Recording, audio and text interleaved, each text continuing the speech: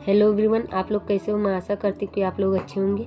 आज हम लेकर के आए हैं यूपी बोर्ड परीक्षा में पूछे जाने वाले हिंदी के 40 MCQs टाइप के क्वेश्चंस। तो वीडियो के लास्ट तक बने रहिए। हम यूपी बोर्ड परीक्षा में अब पहले जैसा क्वेश्चन नहीं बनता है। पहले बार बार जो हर साल आता था लोग वहीं रट के काम चला लेते थे, लेकिन अब ऐसा नहीं। अब आयोग ने अब परीक्षा का पैटर्न बदल दिया है, तो इस हिसाब से अब वो क्वेश्चन भी बदल रहा है। अब पुराना क्वेश्चन नहीं दे रहा है, तो हमें सब ध्यान में रख कर के चलना है। तो वीडियो के अंत तक बने रहिए। चलिए एक एक क्वेश्चन करके देखते हैं और उसकी हम व्याख्या भी करते चलेंगे। तो चलिए स्टार्ट करते हैं देर न लगाए हुए। क्वेश्चन नंबर पहला है, शुक्ल युग के लेखक नहीं है। तो इसमें शुक्ल युग के लेखक नहीं है, तो ये भारतेंदु हरिश्चंद्र ये नहीं है। शुक्ल युग के लेखक भारतेंदु हरिश्चंद्र जी नहीं हैं। जयशंकर प्रसाद ये छायावादी युग में भी आते हैं और शुक्ल युग में भी आते हैं। तो इसमें पूछ लिया भारतेंदु हरिश्चंद्र, जयशंकर प्रसाद का नाम रख दिया, तो ये हो सकता है रामचंद्र शुक्ल जी, इन्हीं के नाम पर तो शुक्ल युग का नाम पड़ा। फिर प्रेमचंद्र जी ये भी हैं। फिर है क्वेश्चन नंबर दूसरा, पूस की रात कहानी के लेखक हैं। पूस की रात की कहानी के लेखक हैं। ऑप्शन देखा, जयशंकर प्रसाद, प्रेमचंद, सुदर्शन, यशपाल। तो इसमें राइट आंसर होगा प्रेमचंद्र। प्रेमचंद्र पूस की रात, इनकी कहानी है पूस की रात, कफन, ईदगाह आदि इनकी प्रसिद्ध कहानी है। फिर क्वेश्चन नंबर तीसरा, सिंदूर की होली के नाटककार हैं। सिंदूर की होली के नाटककार हैं, ये राम कुमार वर्मा जी का नाटक है। सबसे पहला नाटक राम कुमार वर्मा जी का है, जो इन्होंने 1930 में लिखा था। क्वेश्चन नंबर 4 है, रूस में 25 मास यात्रावृत्त के लेखक हैं। तो इसके लेखक ऑप्शन देख रखा, डॉक्टर नागेंद्र, प्रभाकर माचवे, राम वृक्ष बेनीपुरी। रूस में 25 वर्ष यात्रावृत्त के लेखक हैं राहुल शंकरत्यायन जी। इनके बहुत सारे ये ज़्यादातर घुमक्कड़ी प्रवृत्ति के थे, इसलिए इनकी रचना घुमक्कड़ी प्रवृत्ति की, ज़्यादातर यात्रा वृत्तांत इन्होंने लिखा है। जैसे घुमक्कड़ शास्त्र इनका हो गया, तिब्बत की यात्रा, ये सब इनकी रचनाएं हैं, यात्रा वृत्तांत हैं। फिर क्वेश्चन नंबर 5, माटी हो गई सोना संस्मरण के लेखक कौन है। तो माटी हो गई सोना के संस्मरण के लेखक हैं कन्हैयालाल मिश्र प्रभाकर जी। कन्हैयालाल मिश्र प्रभाकर जी। फिर छठा नंबर क्वेश्चन, रीतिकाल को अलंकृत काल किस विद्वान ने कहा। तो रीतकाल को अलंकृत काल मिश्र बंधुओं ने कहा, और रीतकाल को रीतकाल नाम दिया था रामचंद्र शुक्ल जी ने। जॉर्ज गिरियर्सन ने रीतिकाल को कलाकाल नाम दिया है, कलाकाल कहा है। निम्नलिखित में से कौन सी कृति रीतकालीन कवि देव की नहीं है। तो इसमें देव की नहीं है, भाव विलास, रस विलास, भवानी विलास ये सभी देव की रचनाएं हैं। इसमें कवि प्रिया देव की रचना नहीं है, ये है केशवदास जी की। भारतेंदु युग की विशेषता यानी प्रवृत्ति नहीं है। तो भारतेंदु युग में राष्ट्रीयता की भावना एक विशेषता है, ये विशेषता है। उसमें राष्ट्रीयता की भावना को उजागर किया गया था, सामाजिक चेतना का विकास भी किया गया था, काव्य भाषा के रूप में खड़ी बोली का भी प्रयोग किया गया था। तो ये सभी हो जाएंगे। इसमें अंग्रेजी शिक्षा का विरोध ये नहीं हुआ था, ये ऑप्शन में नहीं होगा। हालांकि इन्होंने भारतेंदु जी ने अपने काव्य अपने निबंधों में इन्होंने अंग्रेजी भाषा का व्यंग तो किया है, लेकिन इसका विरोध नहीं किया था। क्वेश्चन नंबर 9, 1943 ईस्वी में प्रकाशित तार सप्तक का संपादन किसने किया था। तो ये बहुत सिंपल सा क्वेश्चन है। तार सप्तक का संपादन सच्चिदानंद हीरानंद वात्स्यायन अज्ञेय जी ने किया था। और ये तार सप्तक 4 खंडों में प्रकाशित किया गया था। इसका 4 बार प्रकाशन किया गया था। और ये तार सप्तक नाम किस लिए पड़ा? क्योंकि इसमें 7 कवियों की रचनाओं का संकलन था और इसके संपादक थे सच्चिदानंद हीरानंद वात्स्यायन अज्ञेय जी। इसका पहला प्रकाशन किया था 1943 में, दूसरा किया था 1953 में, तीसरा किया था 1959 में, चौथा किया था 1979 में। फिर क्वेश्चन नंबर 10, राम की शक्ति पूजा किसकी रचना है? राम की शक्ति पूजा किसकी रचना है? तो यह है सूर्यकांत त्रिपाठी निराला जी की। राम की शक्ति पूजा इनकी रचनाओं को आप रट लीजिए। एक सूर्यकांत त्रिपाठी जी की, एक है राम की शक्ति पूजा, एक कुकुरमुत्ता, सरोज स्मृति, ये सभी इन्हीं की रचनाएं हैं। फिर इसमें क्वेश्चन नंबर 11, हाथी जैसी देह है, गैंड जैसी खाल, तरबूजी सी खोपड़ी, खरबूजे से गाल। इसमें पूछ लिया है उपर्युक्त पंक्तियों में कौन सा रस है? तो इसमें है हास्य रस। इसमें है हास्य रस। साफ साफ ही नजर आ रहा है कि इसमें हास्य रस है। पंक्ति को पढ़ते ही पता चल गया है। क्वेश्चन नंबर 12, उस काल मारे क्रोध के तन कांपने उनका लगा, मानो हवा के वेग से सोता हुआ सागर जगा। उपर्युक्त रेखांकित पंक्ति में कौन सा अलंकार है? तो इसमें अलंकार पूछ लिया है। तो इसमें अलंकार होगा उत्प्रेक्षा अलंकार।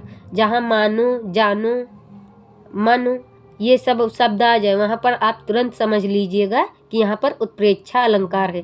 अर्थात जहाँ पर उपमा की संभावना की जाए, उपमान की संभावना की जाए, वहाँ उत्प्रेक्षा अलंकार होता है। जो सुमिरत सिद्धि होई गणनायक, करिवर बदन करौ अनुग्रह सोई, बुद्धि राशि शुभ गुण सदन। इसमें पूछ लिया प्रयुक्त छंद कौन सा है? तो इसमें कौन सा छंद है? तो इसमें है सोरठा छंद।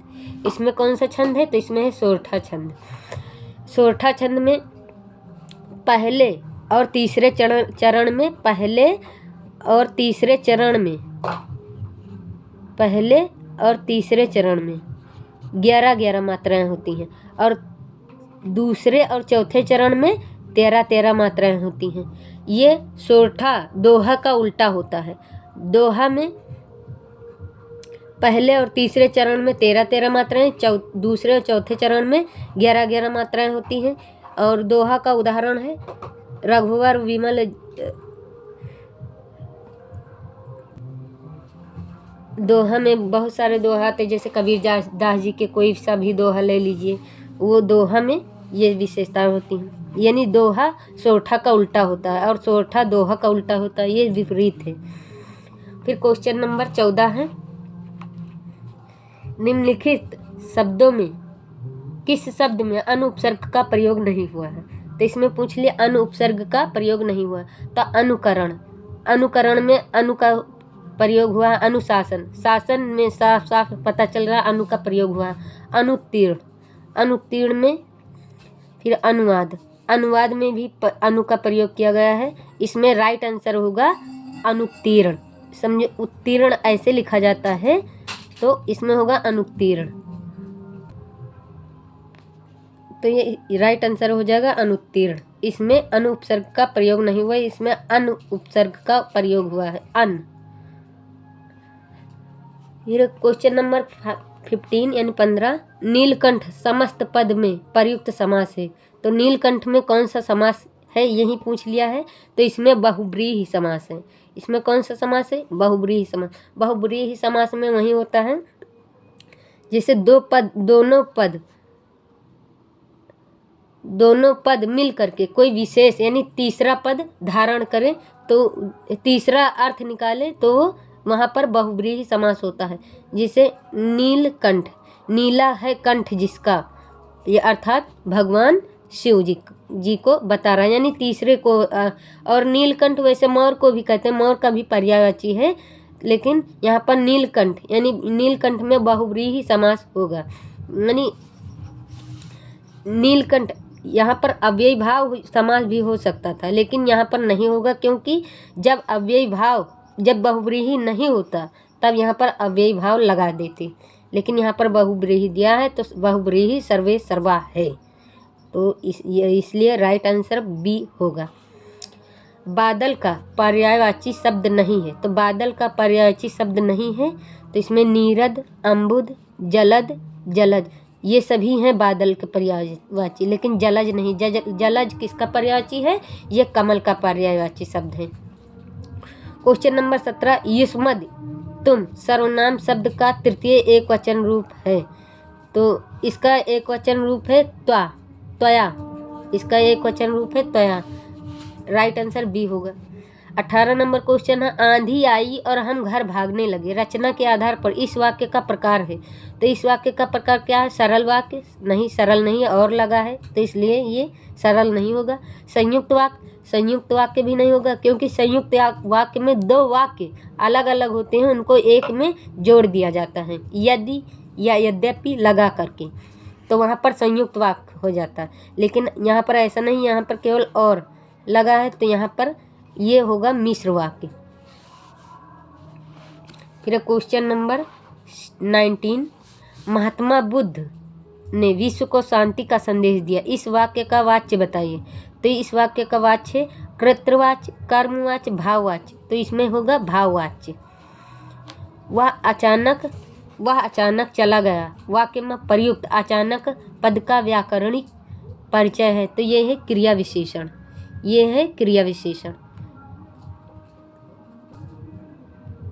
फिर इसमें पूछ लिया शुक्ल युगीन लेखक हैं, इसमें पूछ लिया शुक्ल युगीन लेखक हैं, तो शुक्ल युगीन लेखक है राम प्रसाद निरंजनी, यशपाल नहीं होगा, माखनलाल चतुर्वेदी, सदल लाल मिश्र तो ये भारतेंदु युग के पहले कवि थे, पूर्व भारतेंदु युगीन कवि थे सदल मिश्र हो गए, सदा सुखलाल जी हो गए, ये सभी भारतेंदु युग के पहले के कवि थे। फिर यहाँ पर क्वेश्चन नंबर 2 है, यानी 22 है, गुनाहों का देवता रचना की विधा है, तो यह कौन सी रचना है? ये है उपन्यास, ये धर्मवीर भारती जी का उपन्यास है, किशोरी लाल गोस्वामी जी की रचना है, तो सरस्वती, राग दरबारी, दुलाई वाली, तो दुलाई वाली ये इसमें कुछ भी नहीं होगा, इसमें इंदुमती, मैंने पिछले वीडियो में भी बताया, इंदुमती किशोरी लाल जी की पहली कहानी थी इंदुमती। ध्रुव स्वामी के लेखक हैं जयशंकर प्रसाद जी, ये हमारे ऐतिहासिक नाटक है, ध्रुव स्वामी नाटक है जयशंकर प्रसाद जी का। संस्कृत और सभ्यता निबंध के निबंधकार हैं, संस्कृति और सभ्यता के निबंधकार हैं, ये हैं रामचंद्र शुक्ल जी। भाव विलास के रचयिता हैं, तो भाव विलास के रचयिता हैं, अभी मैंने बताया था पीछे भाव विलास, रस विलास, ये हैं देव, इनके रचयिता हैं देव जी। ये देव जी रीत काल के कवि हैं। रीत मुक्त काव्य धारा की रचना है, तो रीत मुक्त काव्य धारा की रचना है काव्य निर्णय, इसमें राइट आंसर होगा काव्य निर्णय। दूसरा सप्तक का प्रकाशन वर्ष है, तो दूसरा मैंने अभी बताया है पीछे कि पहला हुआ था 1943 में, दूसरा हुआ है 1951 में, तीसरा हुआ 1959 में, चौथा हुआ है 1979 में, तो इसमें राइट आंसर होगा बी, ऑप्शन नंबर बी। इसमें दिखाई नहीं दे रहा, सॉरी। दूसरा सप्तक का प्रकाशन वर्ष 1951 होगा। प्रगतिवाद युग के कवि हैं, तो प्रगतिवाद युग के कवि हैं शिवमंगल सिंह सुमन, इसमें राइट आंसर ए होगा, ऑप्शन नंबर ए। फिर है क्वेश्चन नंबर 10, महादेवी वर्मा की रचना है, तो महादेवी वर्मा की रचना पथ के साथी, इनकी रचना कौन सी है? पथ के साथी। गुंजन, वीणा, ये सभी त्रिधारा, ये सभी उनके सुमित्रानंदन पंत जी की रचनाएं हैं। विंध्य के वासी उदासी, तपोव्रतधारी, महाबिनु नारी दुखारे, पंक्ति में कौन सा रस है? तो इसमें कौन सा रस है? तो इसमें है हास्य रस। जहाँ उपमेय में उपमान की समानता प्रकट की जाए वहाँ अलंकार होता है, तो वहाँ पर अलंकार होता है उपमा अलंकार, वहाँ पर कौन सा अलंकार होगा? उपमा अलंकार।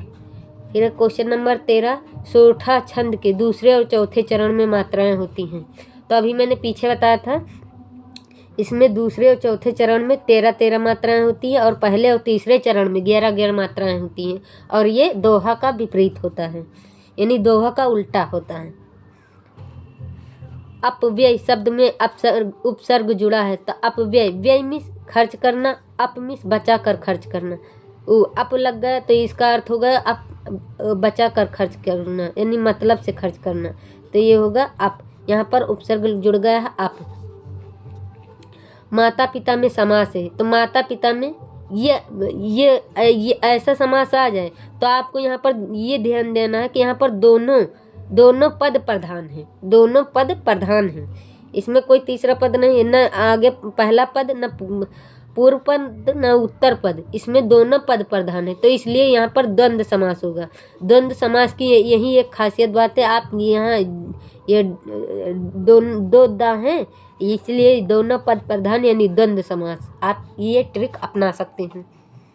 फिर क्वेश्चन नंबर 16, समुद्र शब्द का पर्यायवाची शब्द नहीं है, पर्यायवाची शब्द नहीं है। तो समुद्र शब्द का पर्यायवाची शब्द कौन सा नहीं है? सागर है, पारावार सही है, ये भी है समुद्र का पर्यायवाची। जलधि ये भी है। महिपति पर समुद्र शब्द का पर्यायवाची नहीं है। और समुद्र शब्द का पर्यायवाची है नदीस, जलधि ये तो है ही, नदीस भी है समुद्र का पर्यायवाची शब्द। सौ का तत्सम रूप है, सौ का तत्सम रूप सत धन आब्दी मिलकर के शताब्दी बना है, इसी से आप पकड़ लीजिए, शताब्दी भी तत्सम शब्द है। तेसाम में विभक्ति और वचन है। अच्छा, शताब्दी में कभी कभी पूछ लेता है कि शताब्दी में कौन सा समास है, तो ये आपको ध्यान रखना, शताब्दी में द्विगु समास है, शताब्दी में द्विगु समास है। तेसाम में विभक्ति और वचन है, तो तेसाम में विभक्ति और वचन है, षष्ठी विभक्ति और बहुवचन, इसमें है षष्ठी विभक्ति और बहुवचन। फिर क्वेश्चन नंबर 19 है, तुमसे सोया नहीं जा सकता, वाक्य में वाच्य है, तो तुमसे सोया नहीं जा सकता, तुमसे खाया नहीं जा सकता, इन सब में कौन सा वाच्य है? तो इसमें है भाववाच्य, इसमें भाववाच्य है। विकारी पद नहीं है, वे पद जिनमें विकारें उत्पन्न होती हैं वो विकारी पद कहलाए जाते हैं, और जिसमें विकारी नहीं उत्पन्न होता वे अविकारी पद कहलाते हैं। तो यह गाय इसका राइट आंसर होगा गाय। तो आई होप, मैं आशा करती हूँ कि आप लोगों को मेरा वीडियो पसंद आया होगा। तो वीडियो पसंद आए तो लाइक शेयर कमेंट ज़रूर करें। जय हिंद।